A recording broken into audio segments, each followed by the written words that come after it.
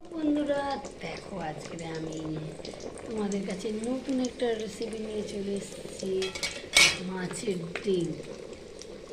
মাছের ডিম কীভাবে ভাজতে হয়, তেল ছিটকাচ্ছে খুব।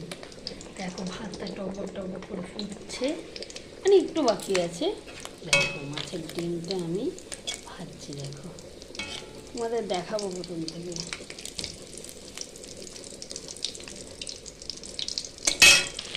দেখো বন্ধুরা, মাছের ডিম আমি তেলের মধ্যে ছেড়ে দিয়েছি। আস্তে আস্তে করে ছাড়তে হবে, এত স্লোলি ছাড়তে হবে, নাহলেই ফাটবে জোরে। আর গ্যাসটাকে দেখো, গ্যাসটাকে লো ফ্লেমে করে রেখে দিচ্ছি। দেখো গ্যাসটাকে দেখেছো, দেখো এটা হাই ফ্লেম, এটা লো ফ্লেম। লো ফ্লেম করে রেখে দিয়েছি গ্যাসটাকে। লো ফ্লেমে মাছের ডিমটাকে ছাড়তে হবে, দেখেছো বন্ধুরা। দেখো অবস্থা, দেখো আমার ছেলের। মাছের ডিম ভাজছি আর ও দেখো পিছনে কি দুষ্টুমি করছে। আমি কি করব বুঝতে পারছি না, আমাকে সব সময় জানাতে থাকে। কি আর করব বন্ধুরা।